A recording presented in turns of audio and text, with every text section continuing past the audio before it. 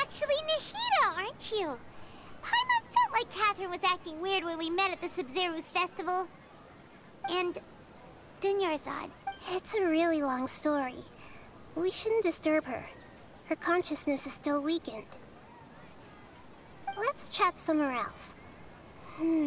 How about by the Traveler's favorite bench?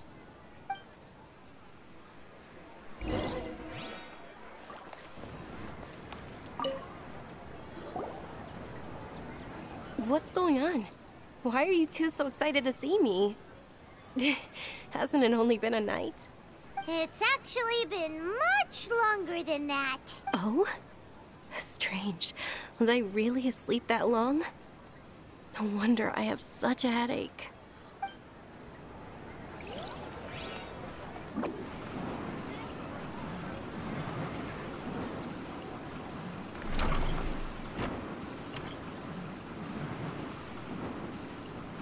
Can't catch me!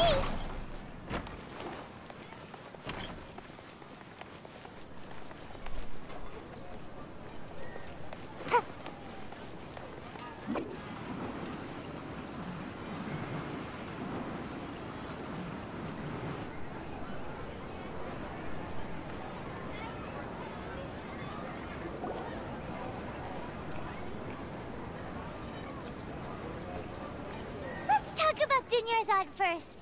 It's such a relief that she's all right. After we parted on the last day of the Sub-Zero's festival, I left the city and saw what the Traveler had described. Among the countless dreams, I found one that was growing fainter and fainter. This proved my suspicion. Once Dunyarzad could no longer bear the Akasha harvesting her dreams, her consciousness began to dissipate.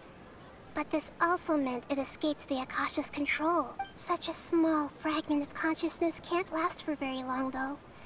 It will return to its original, where both will gradually fade until they completely disappear. I used all the power I had to keep her dying dream alive as long as possible. But it still wouldn't have lasted for much longer if it hadn't been for you two breaking the samsara. So it looks like we did manage to save Dunyarzad in the end. And not a moment too soon. Huh? Why are you two smiling so happily? I thought you'd be so moved that you'd start crying. I need to spend more time observing human emotions. Both are fine. Everyone reacts differently. All right. You two must have a lot of other questions for me, right? After all, you saved my faithful believer. As your reward, I will answer any and all questions. At the Avidia forest, there was this incense that made the Traveler fall unconscious and dream of a huge tree and a red sky. You also heard someone's voice, right? It said world and forget me. Yeah, so you do know. We've been wanting to ask you what that was about, and if the red sky was related to Khaenri'ah. It seems like the Traveler established a connection to Irminsul. That was a message left by Greater Lord Rukkhadevata's residual consciousness in Irminsul. Perhaps her last memory before she died.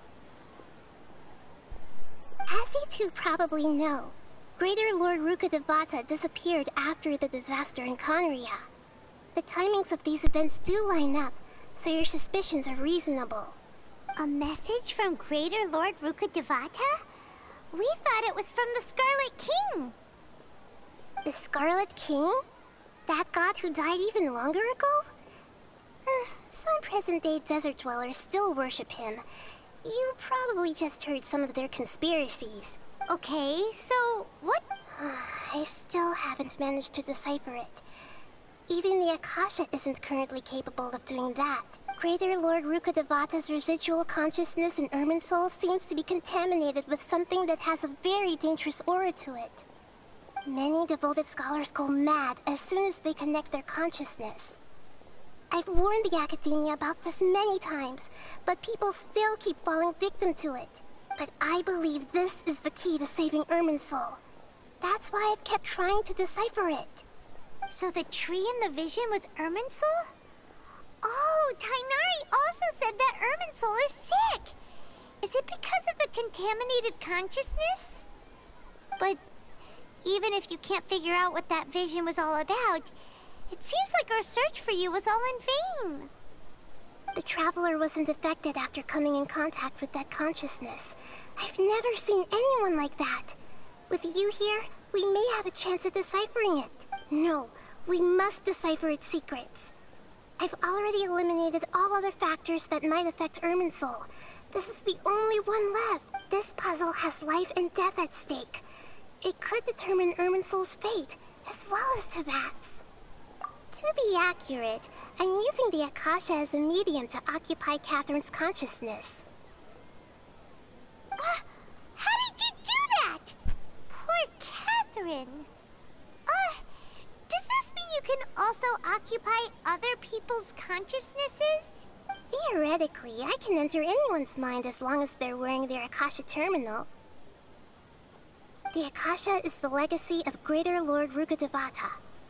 As Lesser Lord Kusanali and the first Akasha terminal, my consciousness has always been linked to the Akasha. I've always respected my people's free will, so I've never actually occupied their consciousness. When necessary, I just borrow this bionic Snezhnayan puppet. Hold on. Did we just learn some deep, dark secret? So Katheryne is... No wonder Paimon felt something was off about her. What about your own body? Why do you need to borrow other people's? Don't you live in the sanctuary of Surasthana? That story begins a long time ago. After Greater Lord Rukkhadevata disappeared, the sages found my newly born self and took me back to Sumeru. At that time, I was young and weak. The sages kept me in the sanctuary of Surasthana, ostensibly for the sake of protecting me. But I've hardly heard from them since. However, I do understand that they had hoped to find Greater Lord Rukkhadevata instead of me, a symbol of her passing. So, the sages basically put their new Archon under house arrest? How dare they! Why don't you teach them a lesson, Nahida? In some ways, they aren't wrong. Greater Lord Rukkhadevata was omniscient and omnipotent. Even after her death, the Akasha is still empowering this nation. And I'm still really far away from being able to call myself the God of Wisdom. Moreover, the Academia is also more proficient at governing this country. My existence has little meaning. Yeah, you got a lot of believers. Just look at the Sub-Zero's festival. Everyone who showed up truly loves you. Thank you for the kind words. But I honestly don't need physical freedom as long as I can connect my consciousness to the Akasha. Trying to find a way to save Irminsul is my life's mission and top priority. I will work on that, and try to live up to being a deity in the meantime. Every once in a while, I will also take up the duties of the God of Wisdom and enlighten a lost soul here and there. Doing all that should be enough. There's never been any big problems with the Academia's governance of Sumeru. This is the first time I've seen them step out of line. I wonder what caused them to go down this path, and what they hope to achieve. Even though the city's residents haven't noticed anything strange, if the Traveler hadn't broken the Sub-Zero's samsara, the situation could have become dire. I tried to do some investigating in the Akasha, but I couldn't find anything suspicious. And all the people of interest seem to purposely avoid wearing their Akasha terminals. I think they're deliberately trying to hide something. Oh, that reminds Paimon. In Gandharvaville, there was a sage who had invited Tighnari to join some kind of project. Could it be related? Regardless, I need to first investigate the sage's motives, make things right, and punish them if needed. But I'll have to be discreet, or they'll see me coming. You mean how the Akasha stops you from having dreams? Yeah, it's been such a long time. No one's noticed something's up? It's not that no one noticed. It's more like no one cared. Ultimately, it's all rooted in the sage's misdirection. Misdirection? The sages convinced everyone to believe that being unable to dream is a sign of rationality and wisdom. Not dreaming is a badge of honor in Sumeru, even if the truth is that their dreams are being reaped by the Akasha. With their propaganda in place, the sages can maximize their use of the Akasha to facilitate their research. Besides, Greater Lord Rukkhadevata must have created the Akasha in the hopes that it could be used to its full potential. That's why I've never come out strongly against this. Anyway, the perspective advocated by the sages drowned out any voices of doubt. By now, even those who never use Akasha terminals find it too shameful and embarrassing to talk about their dreams. Got it! I hope my answers were satisfactory, seekers of knowledge. To be honest, maintaining Dunyarzad's fading dream took a lot of mental energy. I think I may need to rest. Oh, and you don't need to worry too much about the sage's activities for now. The Akasha won't be able to conduct another project on the scale of the Sub-Zero Samsara in the immediate future. Go and get some sleep. Leave everything. What a relief. This is truly the most exhausting birthday I've ever had.